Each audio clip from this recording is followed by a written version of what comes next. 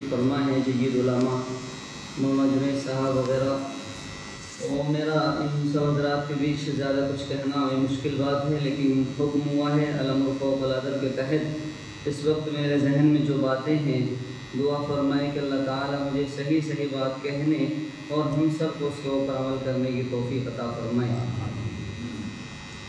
میں شعر سے اپنی بات کا آغاز کرنا چاہوں گا کہ ہر ابتدا سے پہلے ہر انتہا کے بعد، ہر ابتدا سے پہلے ہر انتہا کے بعد ذات نبی بلند ہے ذات خدا کے بعد، ذات نبی بلند ہے ذات خدا کے بعد۔ دنیا میں جس قدر احترام کے قابل ہیں لوگ، میں سبھی کو مانتا ہوں مگر مصطفیٰ کے بعد۔ ذکر محمد سے دلوں کو سرور ملتا ہے، نگاہ فکر و نظر و تازہ شعور ملتا ہے۔ نصیب کیسا بھی ہو واسطہ محمد کا دیکھے، خدا سے جو بھی مانگے ضرور ملتا ہے۔ ضرور شریف پڑھ لیں۔ اللہم صلی علی سیدنا محمد وعلی آل سیدنا محمد وبارک وسلم۔ یہ درود شریف بھی نشانی ہے جناب رسول اللہ صلی اللہ علیہ وسلم سے محبت کرنے کی، کیونکہ ایک امتی کا دن گزر جائے اور اس کے اعمال نامے میں درود شریف نہ ہو، اس کی رات گزر جائے اس کے اعمال نامے میں درود شریف نہ ہو، یہ کس قدر بے وفائی کی بات ہے۔ یہ تو آپ صلی اللہ علیہ وسلم کے احسان کا ایک چھوٹا سا بدلہ ہمارے پاس میں ہے، چھوٹی سی چیز ہمارے پاس میں ہے۔ نبی علیہ السلام نے کوئی چیز کا مطالبہ ہم سے نہیں کیا۔ یا قوم انی اسألکم علیہ اجرا ان اجری الا علی رب العالمین، یعنی میں تم سے اس بات پہ جو میں قربانی دے رہا ہوں، اس پہ میں تم سے کوئی اجر نہیں لیتا، کوئی اجر نہیں لیتا، کوئی مزدوری نہیں لیتا، کچھ نہیں لیتا۔ میری اجرت تو اللہ کے پاس میں ہے، میں ان سے لوں گا۔ لیکن درود شریف کا مطالبہ کیا جناب رسول اللہ صلی اللہ علیہ وسلم اس امت سے۔ آپ صلی اللہ علیہ وسلم نے کس قدر مہربانیاں فرمائی ہیں اس امت کے اوپر، اور یہ امت کس قدر بے وفائی کرتی ہے، تو اس لیے درود شریف کا اہتمام کثرت سے کرنا چاہیے۔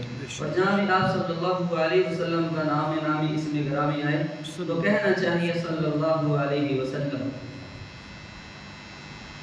نبی صلی اللہ علیہ وسلم سے محبت کرنا ہم سب کے لیے ضروری چیز ہے، بلکہ فرض ہے۔ صحابہ اکرام نے کس قدر محبتیں کی ہیں جناب رسول اللہ صلی اللہ علیہ وسلم سے، جس کی نظیر کوئی پیش نہیں کر سکتا، جس کی مثال کوئی پیش نہیں کر سکتا۔ ایک صحابی رضی اللہ عنہ، چند ایک واقعات مختصر آپ کی خدمت میں عرض کر دوں گا میں۔ حضرت امیر معاویہ رضی اللہ عنہ آپ صلی اللہ علیہ وسلم کے پاس آتے ہیں تو آپ صلی اللہ علیہ وسلم کا گریبان کھلا ہوا ہے، تو آپ نے اس حالت میں دیکھا کہ آپ صلی اللہ علیہ وسلم کا گریبان کھلا ہوا ہے، ساری زندگی بٹن بند نہیں کیے۔ کسی نے کہا کہ بھئی یہ کیا بات ہے کہ آپ جو ہے بٹن نہیں لگاتے ہیں، تو کہنے لگے کہ میں نے آپ صلی اللہ علیہ وسلم کو اسی حالت میں دیکھا تھا، میرا جی نہیں چاہتا کہ میں بٹن بند کروں اپنے گریبان کے۔ یعنی ایسے عاشق صادق تھے صحابہ رضوان اللہ علیہ مجمعین۔ صحابی رسول ہیں حضرت ابو محذورہ رضی اللہ عنہ، آپ صلی اللہ علیہ وسلم کا ایک راستے سے گزر ہو رہا ہے، آپ کے ساتھ میں اور بھی صحابہ ہیں، نماز کا وقت آ گیا ہے۔ حضرت بلال حبشی رضی اللہ عنہ سے اللہ کے نبی صلی اللہ علیہ وسلم نے فرمایا کہ بلال اذان دو۔ ادھر بلال رضی اللہ عنہ اذان دے رہے ہیں، ادھر مشرکین کے بچے ہیں، وہ نقالے کر رہے ہیں، وہ نقل اتار رہے ہیں، اللہ اکبر اللہ اکبر۔ تو آپ صلی اللہ علیہ وسلم نے کہا کہ اس شخص کو پکڑ کے لاؤ، یعنی ابو محذورہ کو، جو اس وقت جو ہے مسلمان نہیں ہوئے تھے، وہ ڈر گئے۔ لیکن پھر آپ صلی اللہ علیہ وسلم نے حکم دیا تو وہ آ گئے۔ آپ صلی اللہ علیہ وسلم نے ان سے کہا کہ وہ جو تم کلمات کہہ رہے تھے وہ ادا کریے، وہ ڈر گئے۔ پھر آپ صلی اللہ علیہ وسلم نے دوسری مرتبہ پھر فرمایا تو وہ فرمانے لگے اللہ اکبر اللہ اکبر، کہا کہ پھر زور سے کہو اللہ اکبر اللہ اکبر۔ آپ صلی اللہ علیہ وسلم نے ابو محذورہ رضی اللہ عنہ کے سر پہ شفقت محبت والا ہاتھ رکھا، نبوت والا ہاتھ رکھا، تو آپ کے سینے میں ایمان اتر آیا، آپ کے سینے میں ایمان اتر آیا۔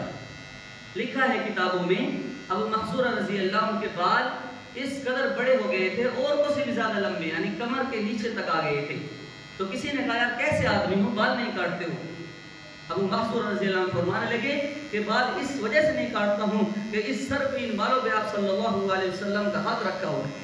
میں کیسے کاٹ سکتا ہوں؟ میری کیسی جرت ہو سکتی ہے، میری کیسی ہمت ہو سکتی ہے کہ میں ان بالوں کو کاٹوں؟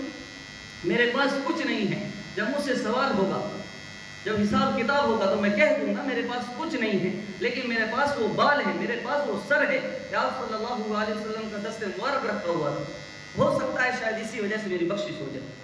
یہ صحابہ تھے تو آپ صلی اللہ علیہ وسلم سے اس قدر محبت کرتے تھے، آپ سے عشق کرتے تھے۔ یہ دیوانگی کا اظہار تھا صحابہ رضی اللہ عنہ اجمعین کا۔ ابو ہریرہ رضی اللہ عنہ کو نام ابو ہریرہ نہیں تھا، کون نہیں جانتا، سب جانتے ہیں، لیکن اس میں بھی 95% لوگ ایسے ہوں گے جو نہیں جانتے آپ کا نام۔ یعنی حضرت ابو ہریرہ رضی اللہ عنہ کا نام ابو ہریرہ نہیں تھا، آپ کا نام عبد الرحمن تھا، لیکن ابو ہریرہ کس وجہ سے پڑا آپ کا نام؟ آپ صلی اللہ علیہ وسلم نے دیکھا کہ یہاں آستین میں چھپائے ہوئے ہے بلی کا بچہ، تو آپ صلی اللہ علیہ وسلم نے فرمایا یا ابا ہریرہ، اے بلی کے بچے والے۔ تو ابو ہریرہ رضی اللہ عنہ فرمانے لگے کہ میرے نام کو چھوڑ دو۔ آپ صلی اللہ علیہ وسلم نے مجھے ابو ہریرہ کہہ کے پکارا ہے، لہٰذا مجھے ابو ہریرہ کہو۔ یعنی ساری زندگی یہی کہا کہ مجھے ابو ہریرہ کہو، میرا نام چھوڑ دو۔ یعنی آپ صلی اللہ علیہ وسلم سے اس قدر نسبت، اس قدر محبت کی صحابہ کو رضی اللہ عنہ اجمعین۔ تو صحابہ کو جو محبت تھی آپ صلی اللہ علیہ وسلم سے، اس کی نظیر، اس کی مثال کوئی پیش نہیں کر سکتا۔ حضرت حبیب بن زید رضی اللہ عنہ ایک صحابی ہیں، آپ صلی اللہ علیہ وسلم نے ان کو یمن بھیجا مسیلمہ کذاب کے پاس میں دعوت دینے کے لیے۔ حبیب بن زید رضی اللہ عنہ اس مسیلمہ کذاب کے پاس میں گئے، جو اس وقت کا ایسا فرعون تھا کہ جس نے نبوت کا دعویٰ کیا ہے۔ تو حبیب بن زید رضی اللہ عنہ جاتے ہیں اور اس سے کہتے ہیں کہ محمد صلی اللہ علیہ وسلم آخری نبی ہیں، ان کے بعد کوئی نبی نہیں ہے، لہذا تمہیں یہ بات تسلیم کرنی پڑے گی، ماننی پڑے گی۔ تو مسیلمہ کذاب نے کہا کہ ان کو پکڑو اور ان کو گرفتار کر کے میرے پاس میں لاؤ۔ وہ تو تنہا تھے، اس کے پاس میں لشکر تھا۔ تو مسیلمہ کذاب نے کہا کہ مجھے نبی مانتے ہو؟ تو حبیب بن زید رضی اللہ عنہ فرمانے لگے کہ نہیں، محمد صلی اللہ علیہ وسلم آخری نبی ہے، آپ کے بعد کوئی نبی نہیں ہے، میں کسی کو نبی نہیں مانتا۔ تو مسیلمہ کذاب نے کہا کہ اس شخص کا دایاں ہاتھ کاٹ دیا جائے۔ حبیب بن زید رضی اللہ عنہ کا دایاں ہاتھ کاٹ دیا گیا، اور پھر اس نے کہا کہ کیا ابھی بھی نہیں کہتے کہ میں نبی ہوں؟ کہنے لگے کہ نہیں میں نہیں کہہ سکتا، میں جب تک میری جان میں جان ہے میں نہیں کہہ سکتا محمد صلی اللہ علیہ وسلم آخری نبی ہے، آپ کے بعد کوئی نبی نہیں ہے۔ کہا کہ ان کا بایاں ہاتھ کاٹ دیا جائے، ان کا بایاں ہاتھ کاٹ دیا گیا۔ پھر اس نے کہا کیا ابھی بھی نہیں کہتے میں نبی ہوں؟ کہنے لگے کہ نہیں میں نہیں کہہ سکتا۔ تو مسیلمہ کذاب نے کہا کہ ان کا دایاں پاؤں کاٹ دیا جائے، دایاں پاؤں کاٹ دیا گیا، بایاں پاؤں کاٹ دیا گیا، لیکن پھر بھی کہنے لگے کہ نہیں، محمد صلی اللہ علیہ وسلم آخری نبی ہے، آپ کے بعد کوئی نبی نہیں ہے۔ دونوں ہاتھ کاٹ دیے گئے، دونوں پاؤں کاٹ دیے گئے۔ ہمارا ایک ناخن نکال دیا جائے، فوراً ایمان کو بیچ دیں گے، 1,00,000 روپے کا چیک دے دیا جائے، ایمان کا سودا کر دے گا مسلمان۔ کسی دوست شیزہ لڑکی سے، کمارے لڑکی سے، غیر محرم لڑکی سے نکاح کا پیغام آ جائے کسی کے لیے تو فوراً وہ ایمان کا سودا کر دے گا، فوراً وہ راستے کو قبول کر لے گا۔ لیکن یہ صحابہ تھے جن کا ایمان ایسا مضبوط تھا کہ پہاڑ اپنی جگہ سے ہٹ سکتا ہے، لیکن صحابہ کا ایمان اپنی جگہ سے نہیں ہٹ سکتا ہے۔ ایسی محبت تھی محمد صلی اللہ علیہ وسلم کی۔ دونوں ہاتھ کاٹ دیے گئے، دونوں پاؤں کاٹ دیے گئے، لیکن جب زبان سے کہہ رہے ہیں کہ محمد صلی اللہ علیہ وسلم آخری نبی ہیں، آپ کے بعد کوئی نبی نہیں ہے، تو مسیلمہ ظالم کہنے لگا کہ ان کی زبان باہر نکالو کھینچ کے اور زبان کاٹ دی جائے۔ لہذا مسیلمہ کذاب، اس شخص نے، اس ظالم شخص نے، اس فرعون شخص نے حبیب بن زید رضی اللہ عنہ کی جیب کو نکالا، زبان کو نکالا اور کاٹ دیا گیا۔ پھر گردن کے اشارے سے کہہ رہے ہیں کہ محمد صلی اللہ علیہ وسلم آخری نبی ہیں، آپ کے بعد کوئی نبی نہیں ہے۔ کہا کہ گردن بھی کاٹ دیا جائے، گردن کو کاٹ دیا گیا۔ اس قدر دردناک انداز میں شہید کیا گیا ہے حضرت حبیب بن زید رضی اللہ عنہ۔ ان کی والدہ کو کسی نے خبر کی مدینہ منورہ میں کہ آپ کے بچے کو اس قدر دردناک طریقے سے شہید کر دیا گیا، تو کیا جواب دیا جو سنہرے حروف سے لکھنے کے قابل ہے؟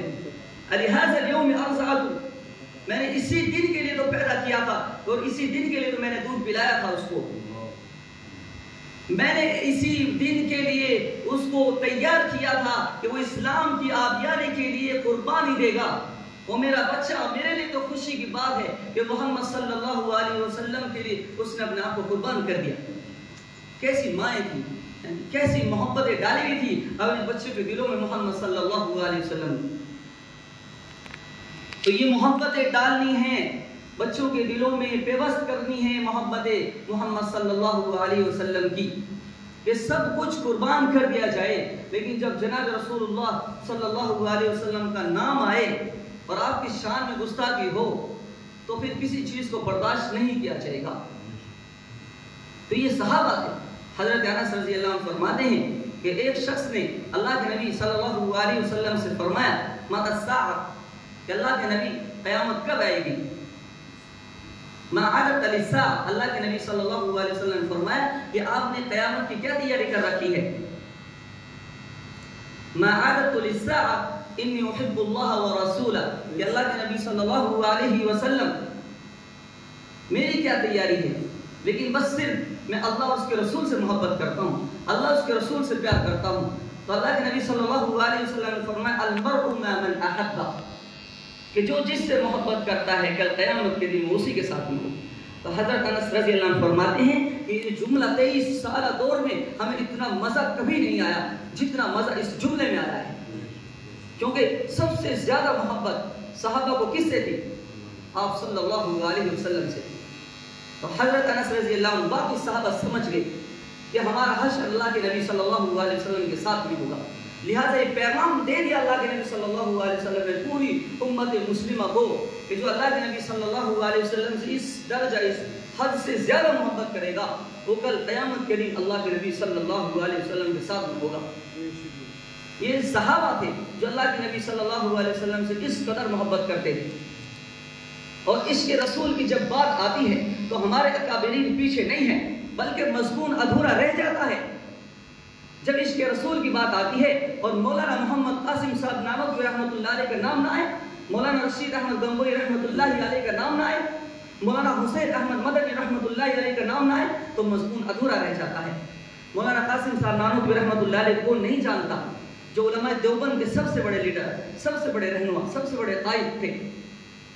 جب حج کے لیے بیت اللہ جاتے ہیں تو 7 میل پہلے اپنا جوتا اتار دیتے ہیں۔ کسی نے کہا کہ حضرت سنگریزے ہیں، پتھر ہیں، ان نازک پیروں میں پتھر لگیں گے، زخم آ جائیں گے، خون نکلے گا۔